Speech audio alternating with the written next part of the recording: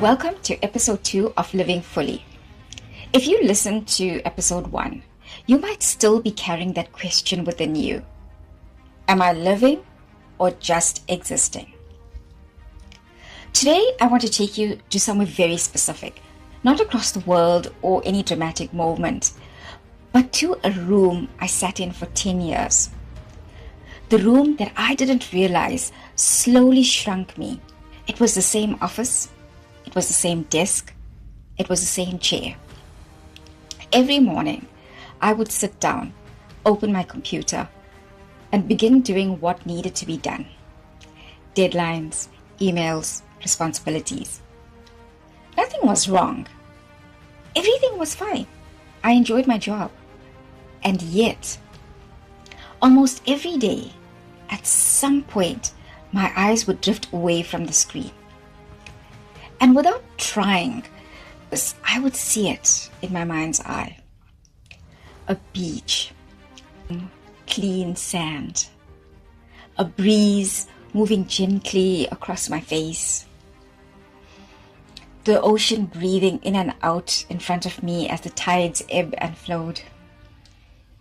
No deadlines, no demands, no one needing anything from me, just me and myself.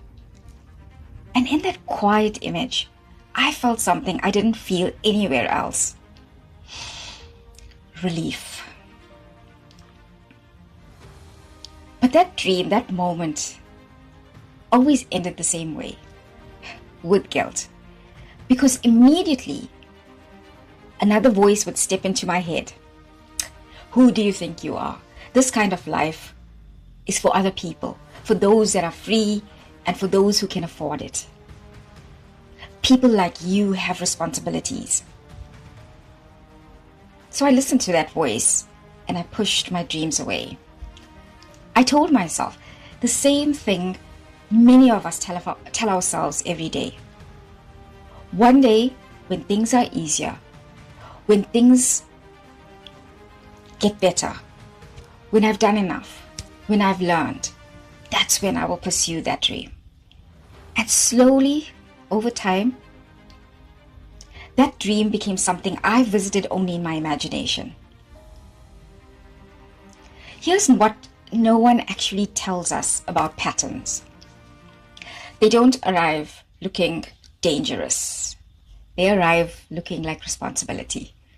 They tell you, be practical, be grateful for what you have, and don't ask for too much. And before you know it, you're not choosing your life anymore. All you're doing is repeating it, day after day, week after week.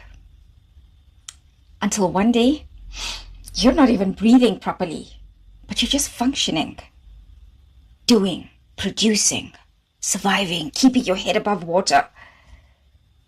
Like a very, very well-trained, well-behaved robot. And you know the scariest part about robots? Robots don't feel pain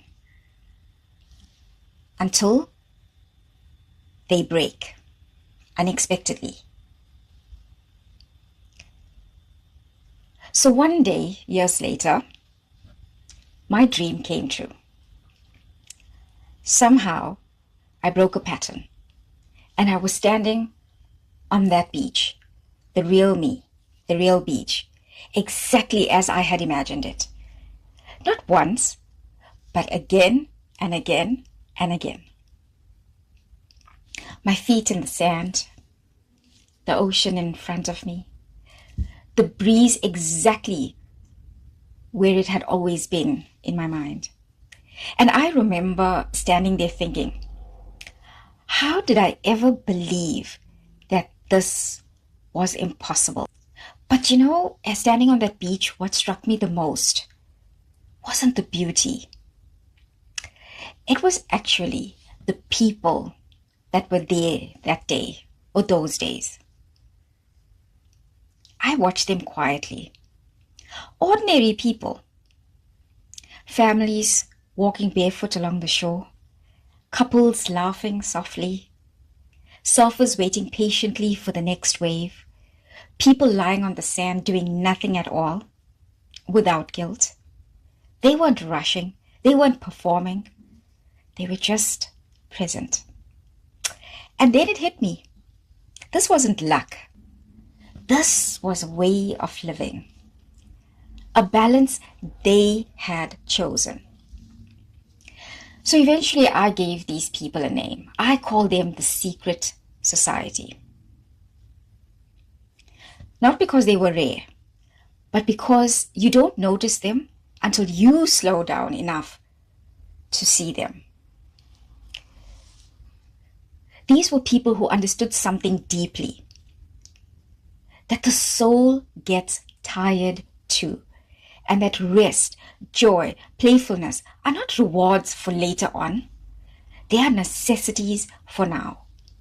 They could have gone to malls, to noise, to distraction, but instead they chose simplicity. Warm sand, fresh air, time together, silence. Things money can't buy. And I realized something that changed me. These people weren't escaping their lives. They were feeding them. And because of that, they walked back into their responsibilities, into their jobs, into their family homes, energized, alive, connected. Look, maybe you don't hate your life. Maybe you're just tired in a way sleep cannot fix anymore. Maybe your days feel full, but something inside you feels empty. If that's you, this is not failure. It's a signal, a sign that a pattern has run its course. Breaking patterns doesn't mean burning your life down. It means asking one honest question. Where have I stopped allowing myself to feel alive? I mean, what if retirement wasn't something you had to wait for? What if you could taste it now? A walk without a destination, a morning without urgency, a coffee with someone you miss, a day where you don't rush your life away or rush away from yourself. Life doesn't ask us for perfection. It asks us for participation. Patterns break quietly, not with big explosions, but with awareness. And once you see that pattern, once you really see it, the next question becomes unavoidable. Do I have the courage to step beyond my patterns? In the next episode, I will take you to a place where that question was asked of me very directly. I will take you on a journey to a mountain, a moment, and a choice I couldn't avoid. I look forward to seeing you in episode 3.